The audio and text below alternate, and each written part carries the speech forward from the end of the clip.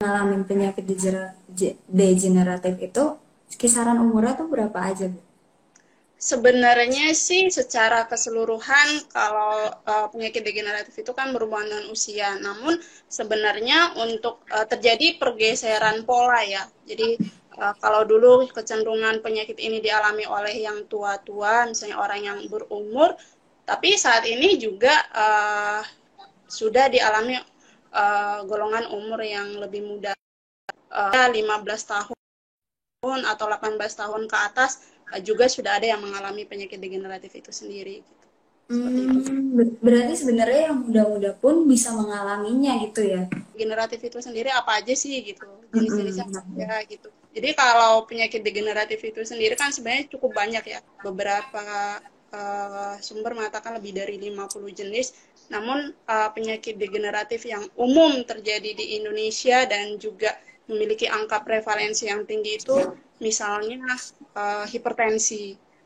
Hipertensi di Indonesia itu data terakhir sekitar 34% dari total penduduk berisiko. Jadi kalau hipertensi, kemudian obesitas. Nah, obesitas itu juga memiliki angka yang sangat tinggi di Indonesia, sekitar 21,8%. Nah, setelah obesitas ada stroke. Stroke sekarang kalau dulu kita tahu stroke itu dialami oleh orang tua gitu.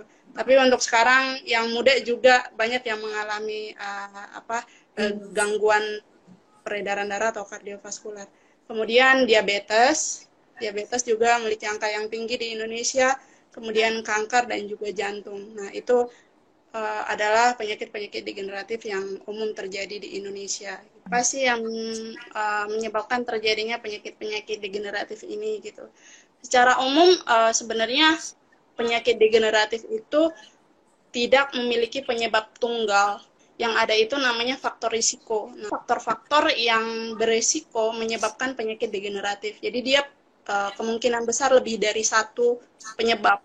Secara umum penyebab penyakit degeneratif itu dibagi menjadi dua yang berhubungan dengan lifestyle atau gaya hidup sehat itu. Yang pertama adalah faktor pola makan. Nah, faktor pola Hmm. makan dan yang kedua adalah faktor lingkungan. Kalau bicara tentang faktor pola makan, misalnya faktor risiko konsumsi makanan tinggi gula. Jadi kalau misalnya kita mengkonsumsi makanan tinggi gula, itu berisiko untuk terkena obesitas misalnya. Kemudian kita konsumsi makanan yang tinggi garam, itu berisiko untuk terkena kanker, beberapa jenis kanker, dan juga hipertensi.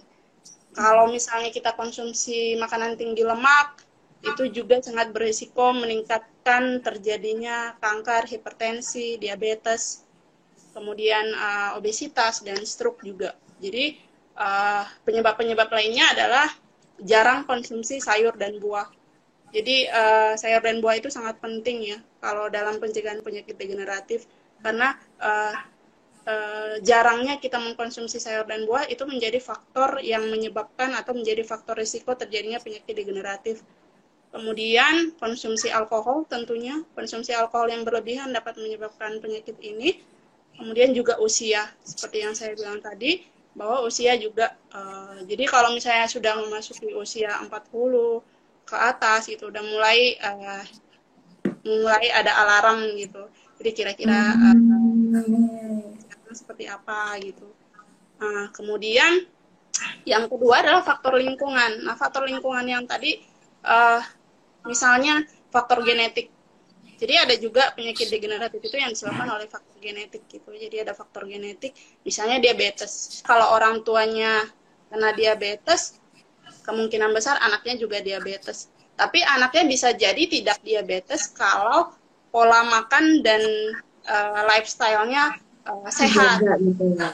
Enggak, jadi kemudian juga faktor lingkungan yang kedua adalah kurang pergerakan. Nah, kita kan masuk di zaman modern di mana semuanya serba mudah gitu. Apa-apa instan gitu. Iya, jadi banyak enaknya, banyak misalnya kalau bekerja kita hanya duduk di depan laptop, di depan komputer 8 jam sehari selama 5 hari kerja. Jadi kita kebanyakan diam, artinya kurang pergerakan. Nah, kurang pergerakan itu atau kurang aktivitas fisik ini juga menjadi faktor. pencetus atau faktor risiko terjadinya penyakit degeneratif yang saya sebutkan tadi. Nah, Hmm. kemudian rokok dan faktor stres juga menyebabkan terjadinya penyakit-penyakit degeneratif seperti itu. Berarti kalau misalnya kita konsumsi kayak sayur, buah, mengurangi resiko yang besar dari si penyakit degeneratif ini ya.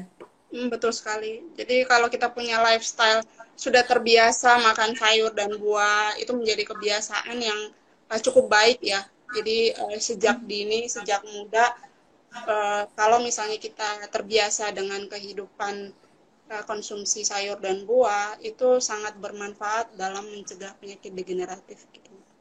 Lagi sebenarnya yang harus dikonsumsi sehari-hari itu kayak sayur dan buah, balik lagi kayak gitu lagi ya. Tapi kalau dalam bentuk apanya apa aja gitu, misalnya dalam bentuk buah potong atau jus atau smoothie segala macam itu ngaruh nggak sih, Bu? Sebenarnya kan gini, kalau misalnya kita bicara konsumsi sayur dan buah, sebenarnya ini udah masuk pencegahan ya. Kalau misalnya konsumsi sayur dan buah uh, itu juga ada syaratnya, tapi satu hal yang mesti menjadi catatan adalah bahwa buah yang kita konsumsi uh, bukan buah yang sudah ada tambahan bahan lain, misalnya gula. Kalau misalnya kita konsumsi jus kan kebanyakan biasanya nggak murni ya Mbak. Ditambahin lagi. Tambah air, tambah gula gitu. Jadi sebaiknya tidak ada tambahan apa-apa gitu. Karena di buah itu sendiri sebenarnya sudah mengandung gula kan, sebenarnya manis, Iya. pisang, semangka gitu-gitu. Jadi sebenarnya lebih baik buah potong atau buah yang di smoothies yang tidak ditambahkan uh, pemanis ataupun pengawet gitu. Jadi ya murni buah itu sendiri gitu. Nah, berarti kalau kayak misalnya cold press juice nih, Bu, kan kalau cold press juice kita itu kan nggak pakai tambahan gula, air, jadi kayak pure, itu cuma buah doang. Berarti itu bisa aman ya. Iya, jadi recommended-nya sih buah-buah yang seperti itu ya. Maksudnya bukan buah yang ada tambahan. Jadi kalau misalnya dia juga udah diolah jadi cold fresh juice, tapi tanpa tambahan apa-apa, itu juga sangat sama saja dengan buah potong sebenarnya. Jadi kita konsumsi buah yang masih fresh gitu. Nah, kalau misalnya kayak aktivitas sehari-harinya aja gitu kan kita kan lagi di rumah aja nih, geraknya dikit, hari-hari Mm-mm. biasa aja kita dikit, apalagi pas sudah di rumah aja gitu. Mm-mm. Saran-sarannya atau cara-cara kita mengolahnya gimana tuh? Mengolah apa ya, Mbak? Mengolah. Aktivitas fisik. Oke, sebenarnya aktivitas fisik juga kan satu perilaku yang sangat penting untuk apa sih namanya pencegahan penyakit degeneratif. Nah, apa sih yang dimaksud dengan aktivitas fisik itu sendiri gitu? Ada orang yang bilang misalnya, iya kita capek di rumah, sebenarnya itu belum termasuk olahraga gitu. Ada yang bilang seperti itu gitu. Tapi dalam hal ini sebenarnya aktivitas fisik itu memang adalah aktivitas yang melibatkan otot rangka dan menyebabkan kita mengeluarkan energi gitu. Jadi apapun aktivitas kita, kalau itu menyebabkan kita bergerak dan mengeluarkan energi, itu juga termasuk aktivitas fisik gitu. Nah, termasuk di dalamnya adalah olahraga. Olahraga pun macam-macam gitu. Minimal 15 sampai 30 menit setiap hari gitu kalau anjuran dari WHO sih. Sebenarnya dalam kehidupan kita sehari-hari banyak banget aktivitas-aktivitas yang membuat kita bergerak gitu, bergerak. Misalnya kalau di tempat umum, kalau misalnya kita diperhadapkan pada pilihan naik lift atau naik tangga, Naik pasti tangga. kebanyakan milih naik lift gitu Naik ya. Nah, lift.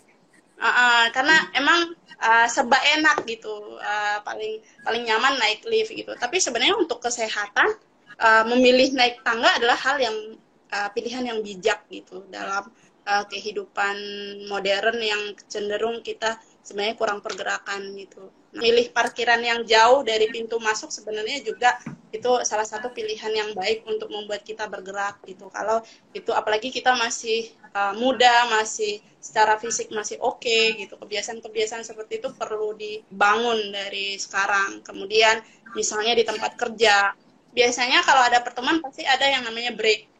Biasanya ada snack, minum teh, minum kopi gitu ya. Pasti snack yang disediakan itu snack-snack yang tinggi kalori. Enggak di tempat kerja, enggak di hotel, semuanya seperti itu gitu. Kalau misalnya ada perubahan kebijakan mengubah dari snack tinggi kalori menjadi snack yang rendah kalori, misalnya dengan buah potong, ubi, kacang rebus, yang gitu-gitu. Jadi itu adalah kebiasaan yang baik juga gitu. Jadi konsumsi atau pola makan yang berubah. Nah, kemudian kalau di rumah untuk ibu rumah tangga gitu, ya mungkin capek yang selama ini dialami oleh ibu-ibu itu ada positifnya. Capek mengurus anak, menyapu rumah, ngepel apa gitu. Jadi yang melibatkan fisik, yang membuat berkeringat, itu sebenarnya hal yang baik dalam pencegahan penyakit degeneratif gitu. Jadi di samping sebenarnya untuk hal yang seperti itu justru harus disyukuri ya. Daripada mengeluh, disyukuri jauh lebih baik karena itu baik untuk kesehatan kita. Gitu. Mungkin ada beberapa kebiasaan baik yang lain yang perlu kita bangun untuk mencegah penyakit degeneratif agar tadi pencegahan-pencegahan yang kita lakukan itu maksimal. Di antaranya misalnya cukup istirahat, tidur 6-8 jam sehari gitu. Terus tidak merokok, baik aktif maupun pasif. Jadi merokok itu bukan hanya merokok secara aktif gitu, tapi kita juga menjadi bagian dari orang yang tidak perokok secara pasif. Artinya kita tidak berada di lingkungan atau berdekatan dengan orang yang merokok secara aktif. Jadi asapnya tetap kita hirup, ya sama aja itu namanya merokok juga. Gitu. Nah, kemudian kelola stres, perbanyak senyum dan bahagia, itu juga sangat membantu untuk imunitas tubuh. Kemudian cek kesehatan berkala. Misalnya kayak lingkar perut. Sebenarnya kita sendiri kalau misalnya mengidentifikasi kita berisiko untuk terkena penyakit degeneratif bisa juga. Misalnya dengan mengukur lingkar perut. Nah, lingkar perut itu sebenarnya untuk perempuan normalnya itu 80 cm. Nah, untuk laki-laki 90 cm. Nah, kalau misalnya lingkar perut kita sudah melebihi dari ukuran itu, artinya kita berisiko untuk terkena penyakit degeneratif gitu. Jadi banyak hal-hal yang bisa kita lakukan sendiri. Jadi kita ubah sendiri, akhirnya kita tercegah dari penyakit-penyakit degeneratif gitu, Mbak. Apa aja sih yang dapat menyebabkan penyakit-penyakit degeneratif?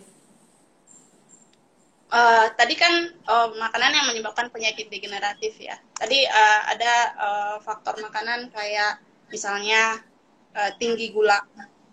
Siapa coba yang sering minum minuman kemasan yang manis-manis? Kan banyak tuh merek-merek di supermarket yang misalnya minuman kemasan yang bahkan hampir setiap hari dikonsumsi oleh masyarakat gitu. Nah, itu kan termasuk juga konsumsi yang tinggi gula kan. Nah, itu terus kemudian makan gorengan yang tinggi lemak, dan ini termasuk budaya kita ya, makan gorengan itu bisa hampir tiap hari gitu. Nggak mikir Takjil, takjil buat buka puasa pakai gorengan, itu nggak sehat tuh guys. dan setiap berapa meter pasti ada yang jualan gorengan. Kenapa seperti itu? Karena banyak yang konsumsi gitu. Jadi lebih laris tukang gorengan daripada tukang jualan buah gitu ya kan.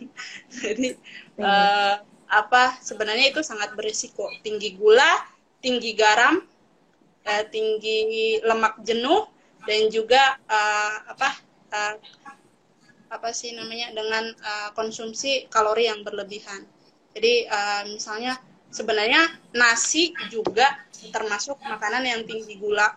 Makanya kenapa kalau kita makan sebenarnya harusnya sayur harus lebih banyak daripada nasi, jangan sebaliknya gitu. Jadi harus mengurangi asupan nasi juga karena nasi itu cukup tinggi gula. Makanya orang diabetes biasanya tidak disarankan untuk makan nasi, biasanya diganti dengan ubi dengan sumber karbo yang lain biasanya gitu.